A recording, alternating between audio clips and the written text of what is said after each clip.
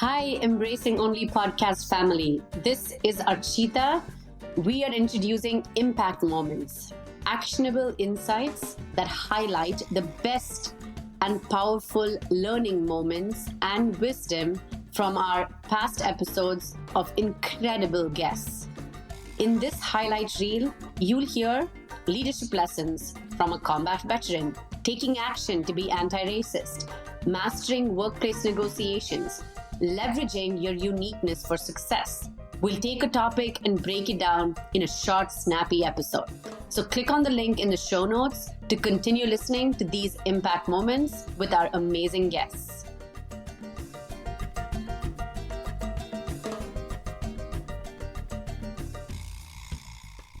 Regina, I would love your perspective. When you are Black and you live in this country, right? To your point of being self-reflective and thinking about who are you and where are those areas in your life that you probably need to unlearn some things about yourself. I think Black folks in this country, and maybe in other countries as well, maybe even in Jamaica and other parts of the Caribbean as well, I think you get taught early, no one is coming to save you. Absolutely. You have no friends, right? That's you right. have no friends. Right. No one is coming to save you. If you don't save yourself, I don't know what to tell you because no one is coming to help you. And so Archita and I had this dialogue where she was like, okay, Olivia, you have it all figured out. Like, yeah, you've got it together. The rest of us are on a journey. And I was like, hold on, Archita. Like, I don't want you to walk away with that sentiment because that is a learned behavior for me over time when a whole bunch of undesirable things have happened to me over the course of my life that had me realize I can't care what everybody else thinks, and I can't be looking around for a sympathetic ear because there is not one to be found. I need to focus on myself and figure out how to navigate my environment with my end in mind. And so if someone has this perception of me that works not in my favor, just go around them. Right? Yeah. Go around them, So I think when I put it back into the framework of the corporate space, right, Regina, I'm going to ask you this question. For Black women in the corporate space today that may be experiencing this phenomenon where people want to talk about the state of the world and they come to you, how do you handle those conversations? Because that can be very tricky.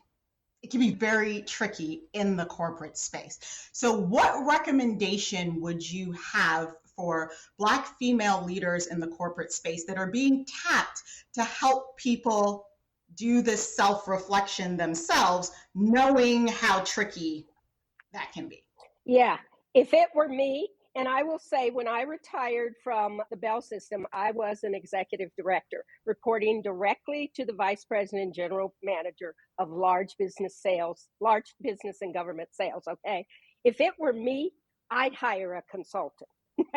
I would make sure that was a Black or brown woman, and I would, because one of the things that I know about a corporate environment is the politics will kill you. It will either drive you out or they will cause you to do self-harm where then they need to fire you. I wouldn't take that on. And I did 27 years. I retired with almost 30 years of service and I worked my way up. And it is a very charged for women of color. But I think, Regina, when you think about that, it's the same when you have people that have experienced racism and you have people that haven't, right?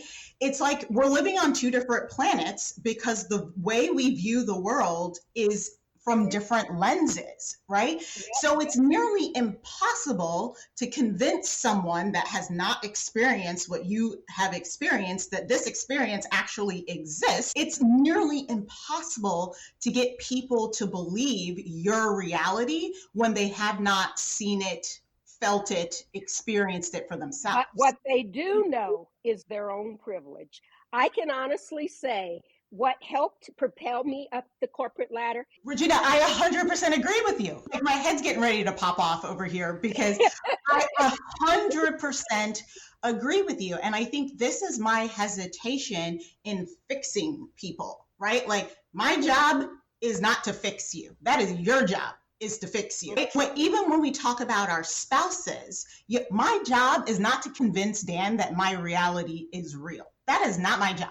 I'm supposed to live, and whether he wants to recognize my reality is real or not is up to him. And I will tell you, when we first started today, keep in mind, we're both military leaders, right? We got together as we transitioned. My father was career military. So I lived on military bases till I was 16 years old. You know the mentality, right? So the mentality is it's firmly in your mind, okay? So from there, we used to start having these conversations before we got together as a couple, and he would argue with me. He's racism doesn't exist. Black people exaggerate. It's not that bad. And of course he would say those things because he's never experienced it. Regina, I would not part my mouth to argue with him. Why? For what? That's wasted energy. All that's going to do is aggravate me and make me feel like I'm being gaslit. So fast forward, we've been together now for over a decade. Over that time, Regina, I will tell you, he has had his own fair share of experiences by just being adjacent to me, right? So now, after 10 years of having experiences, when I tell you, if someone parts their mouth to say something stupid, Dan is like to the point where I'm like, oh my God, like, why did you just go at that person like that? I'm embarrassed. Don't embarrass me in public. And so and I think that's what we want. That's what I want to see from people. And here's what I know. People who care about you tell you the things that you need to hear. Yes. Yes. Yeah, but so with that, I'm like, I need you to hear that you need to do better.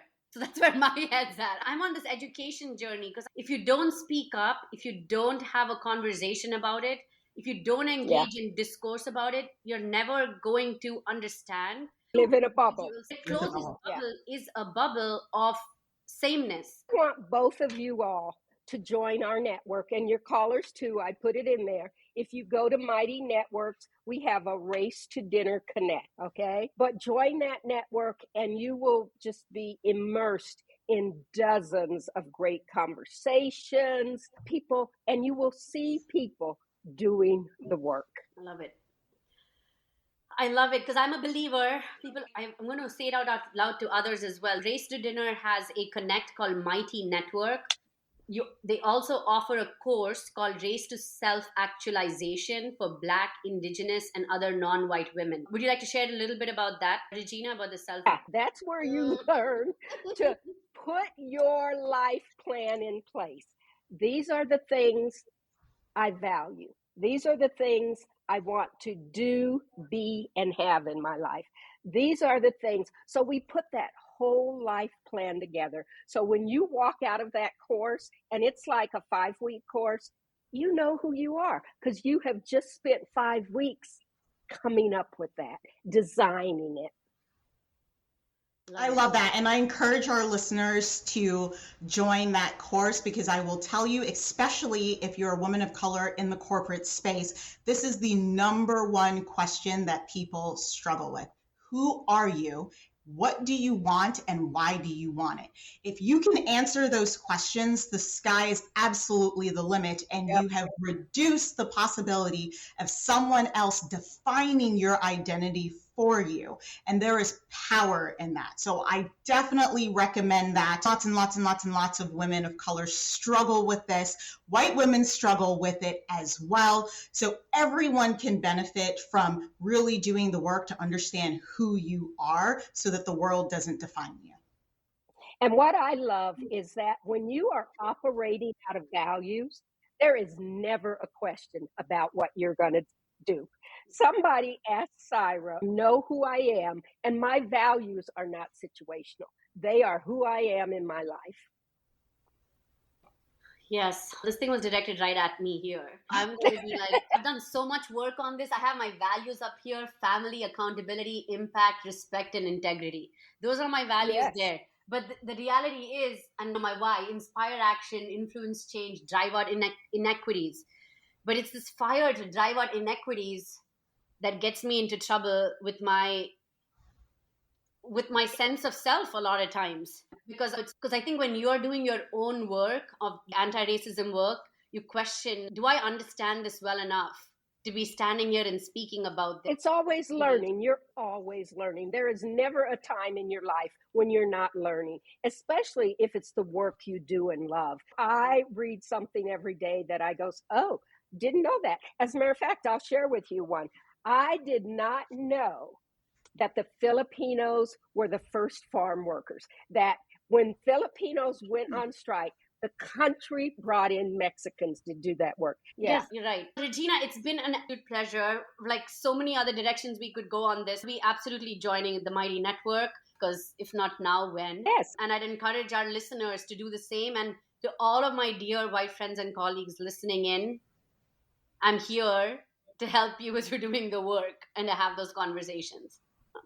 Yes, have the tough conversations, especially with people you know, you like, you respect. So, start there, because those are the people who are going to give you your space. They're going to believe your stories. They're going to support you. Start there. I'm going to read the mission that founded Race to Dinner concept, and it goes like this. A world free of white supremacy, caste, patriarchy, misogyny, all the isms, all the phobias and hate. A world where all of us human beings have value, dignity, respect, and all we need to live how we choose. Liberation. That is the mission of Race to Dinner.